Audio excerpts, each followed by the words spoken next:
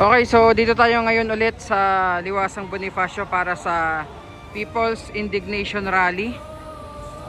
Ayan, grabe. Sobrang daming tao. Tingnan nyo naman, by the way, ang oras natin 5 ng hapon, no? Araw ng linggo, July 19, 2026. So ito yung tuloy-tuloy na rally para dun sa nagaganap nga na matinding korupsyon sa ating bansa. And dito pala tayo, oh. Tingnan nyo naman yung dami po ng tao ngayon dito.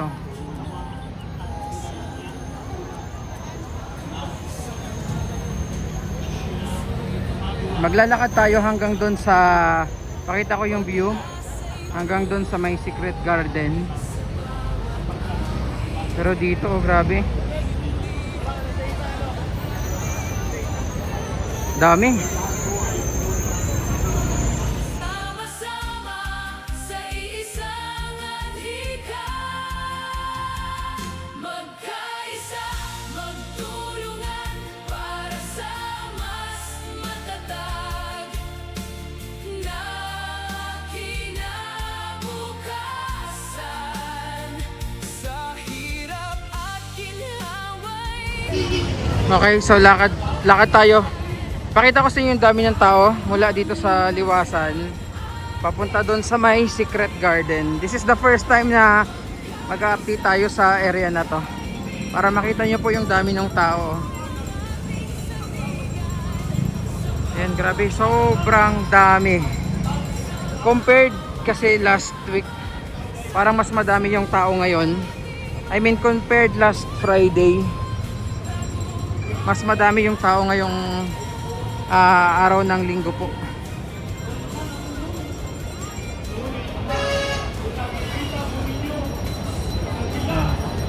Dami.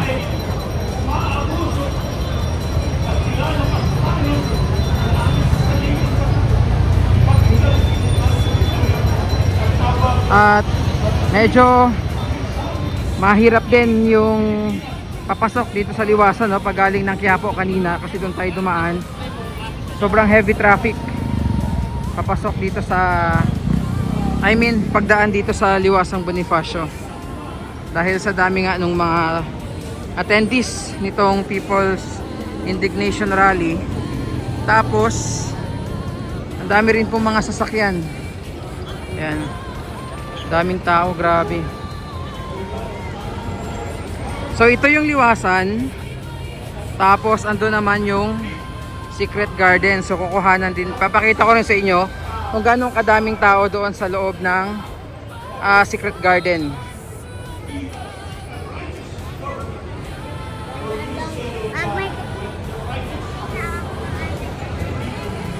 Ayan. Ito palang nilalakaran natin, no? Ito yung mga papunta ng Divisoria, dadaan ng Jones Bridge. Ayan, Liwasan, tapos yung secret garden. Mamaya magulat kayo, pati yung secret garden po, napakadaming tao.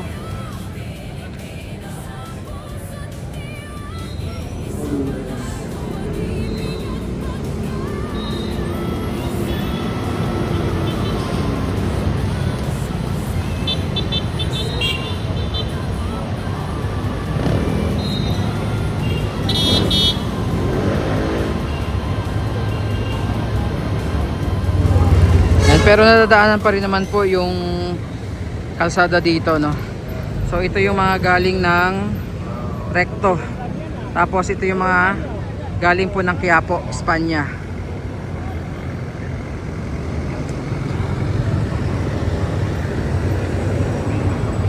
Grabe, sobrang dami, oh. Tapos silipin naman natin ngayon dito sa may secret garden yung dami ng tao. Ayan, oh.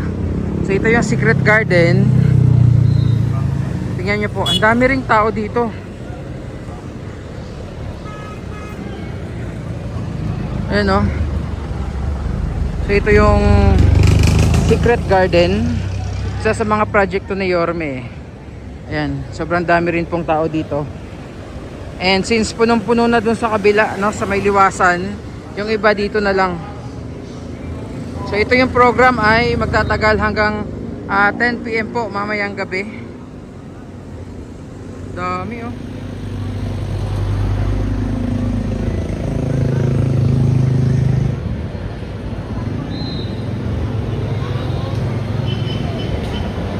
Tapos tingnan nyo po kung gaano kadami yung tao. Ayan, grabe dami. Ladies and gentlemen, para mabuhayan naman ang lahat, palakpakan na kasama sigawan for Filipino! Ayan. So yung dami ng tao dito sa may Secret Garden po. Hanggang dun po yan sa loob ng underpass. Ayan o, sobrang dami.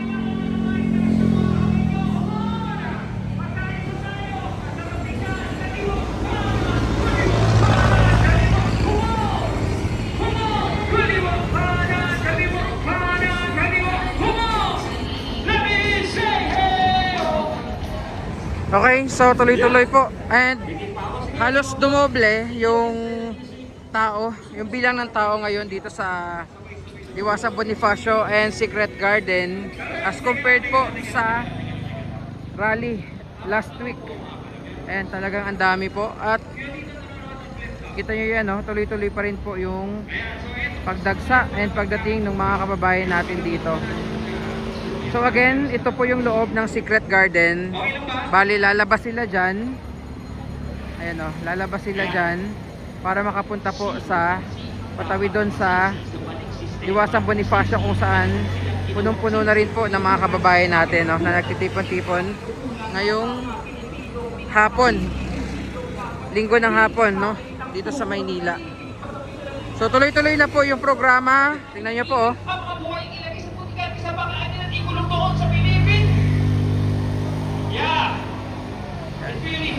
So yung mga galing dito sa loob ng Secret Garden, so dito sila dumadaan po palabas dito sa Secret Garden para makatawid, no, papunta doon sa ayan. Tingnan nyo po, grabe yung dami ng tao talaga. Gamit flow ni Marco Lasso, Pilipino, kailangan mababangakababaw na taong na sa utangan mga unang ahaba, bakit yan ang bayar na sa apoy niya gumagatong, walang matatakuhan, mas marami pa kabaong. Sawang-sawa na sa mga gumagapang at lumulutong. Bawat sulok ng ating bayan, may pangarap na nais makamtan. Kahit iba-iba ang pinagmulan, iisa ang hangad para sa kinabukasan. Kamay sa kamay, puso'y naglalapit, pag-asa'y buhay sa bawat awit. Hindi hadlang ang ating pagkakaiba kapag sama-sama sa iisang adhika. Magkaisa, magtulungan para sa mas matatag na kinabukasan. Sa hirap at ginhawa'y magdadamayan, tayo ang lakas ng ating bayan. Magkaisa, magkaibigan, pagmamahal ang ating sandigan. Sa bawat hakbang, sa bawat laban, sama-sama nating maaabot ang tagumpay ng bayan. Bilang mga butante, hindi tayo dapat nalilinlang sa magagandang salita. Tama po ba? Mga pangakong napapako. Pakinggan po natin ang sasabihin ng anak of Colonel Mungao. Palakpakan naman po natin, Govind Mungao. People's indignation,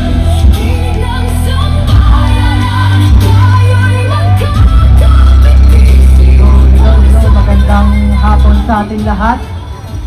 So, pwede ho ba akong makarinig ng tama na, sobra na? In 3, 2, 1, tama na, sobra na! Tama na, sobra na!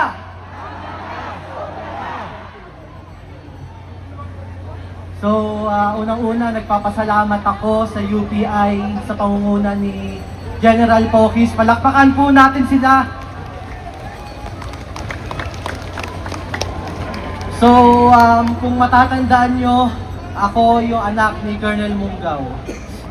So, masakit sa isang anak na makita ang kanyang ama na nakakulong dahil sa pagsabi ng tama at pagkampe sa mga Pilipino.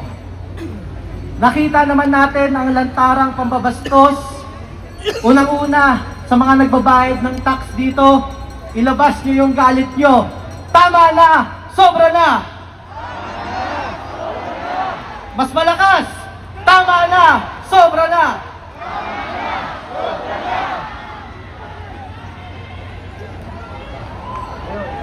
So kanina, habang papunta ako dito, nakita ko yung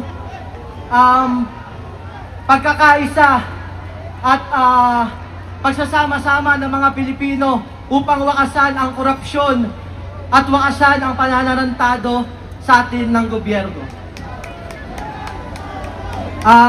Ang gusto lang iparating ng aking tatay on behalf sa akin ay ito ho. They say this is the rule of law, but how it justice when a man is punished simply by changing his mind and standing by his conscience and for the Filipino people.